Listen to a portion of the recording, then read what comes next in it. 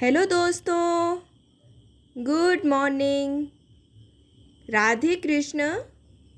कैसे हो आप सभी?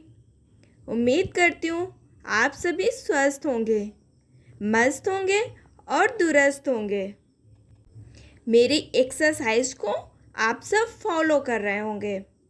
जैसे कि आप सबको मैंने बता ही रखा है एक्सरसाइज के कितने सारे बेनिफिट्स होते हैं, वो तो आप सब जानते ही हो कि एक्सरसाइज हमारे शरीर के लिए कितना लाभदायी है। तो आप सब ने एक्सरसाइज ज़रूर स्टार्ट कर दी होगी।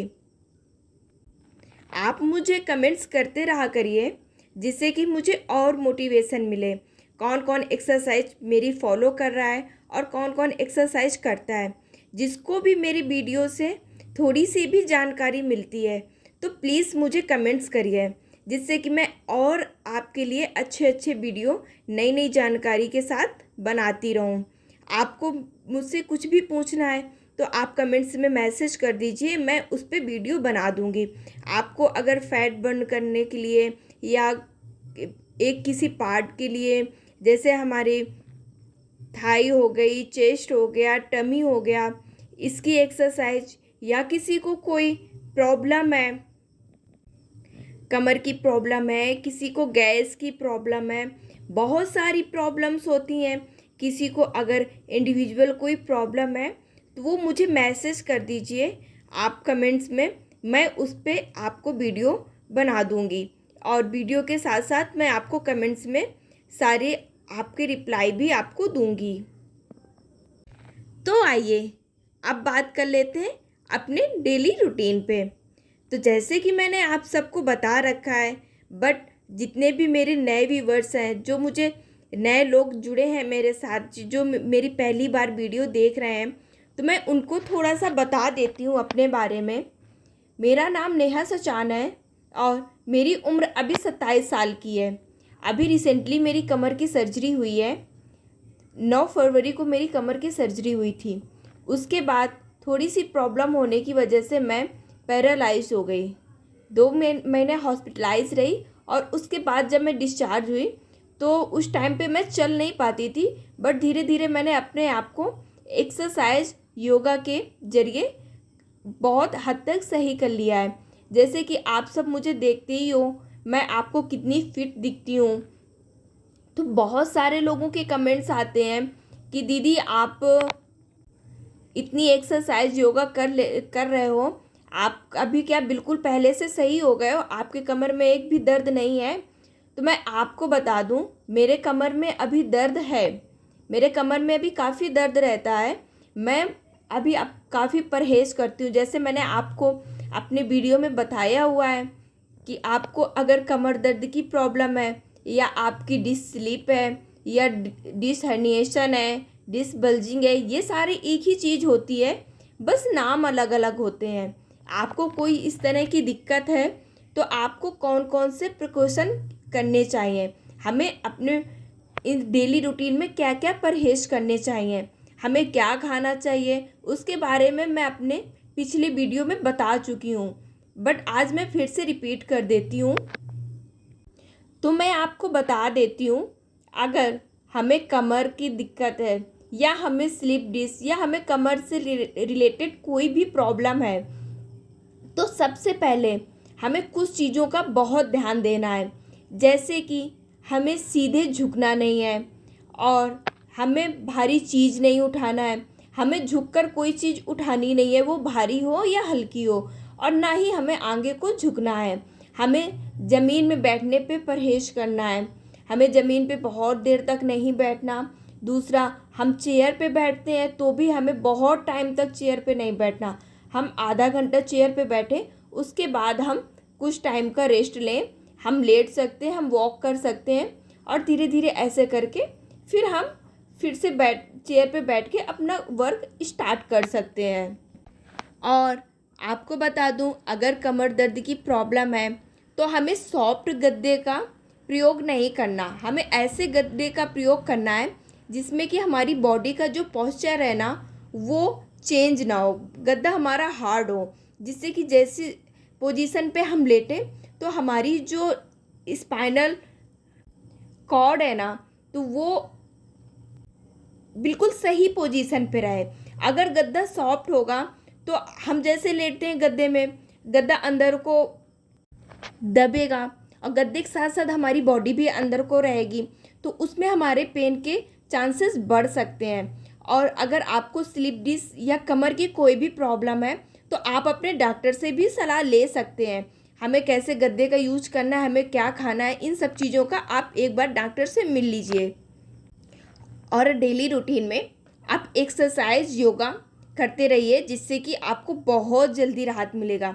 मैंने जैसे कि बताया कि मुझे अभी पूरी तरह से राहत नहीं है। जब मैं रात में लेटती हूँ तो मेरा पेन बहुत ज़्यादा रहता है, मैं सो नहीं पाती। मुझे हर आधे घंटे में जग के अपने कमर पे थोड़ी सी मालिश करनी होती है और ऐसे करके मेरी रात कटती है। तो अब जैसे कि मैंने आपको बताया था, मैं झाड़ू अभी नहीं लगाती हूँ। मैं बहुत जितना जितना हो सकता है मैं खड़े होके काम कर लेती हूँ, बट मैं बैठ के झुक के काम नहीं करती हूँ। तो झाड़ू मेरा भाई लगा देता है, तो पोछा मैं खड़े होके वाइपर से कर लेती हूँ। मैं आपको अपनी डेली रूटीन दिखाती रहती हूँ कि मैं डेली रूटीन में क्या क्या करती हूँ, कैसे करती हूँ। वो सारी चीज़ें आपको मेरे थ्रू जानकारी मिलती रहती हैं। आपकी भी अगर कमर में प्रॉब्लम है तो आपको प्रिकॉशंस लेने की बहुत ज़्यादा ज़रूरत है, क्योंकि मैंने सर्जरी करवाई है तो मैं जानती हूँ सर्जरी में कितनी दिक्कत होती है। सर्जरी कभी करवाना नहीं चाहिए। तो मैंने सारे घर के काम किए, उसके बाद से फिर आज मुझे थोड़ा सा लेट हो गया था काम करने में। मैं मॉर्निंग में उठ के एक्सरसाइज करने लगती हूँ, वॉक करने निकल जाती हूँ, तो मैं सुबह नाश्ता नहीं बना पाती हूँ, जिसकी वजह से हस्बैंड को दोबारा आना पड़ता है नाश्ता करने के लिए।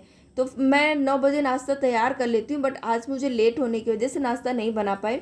हस्बैंड आ गए थे, मैंने जल्दी से नहाया, नहाने के बाद पूजा की, पूजा करने के बाद मैंने नाश्ता बनाया। नाश्ते में जल्दी से मैंने पोहा बना लिया। पोहा हम लोगों ने खाया, पोहा के साथ साथ दही था, दही पोहा खा के आज का नाश्ता हुआ। उसके बाद में मॉर्निंग की स्टडी करने के लिए बैठ गई।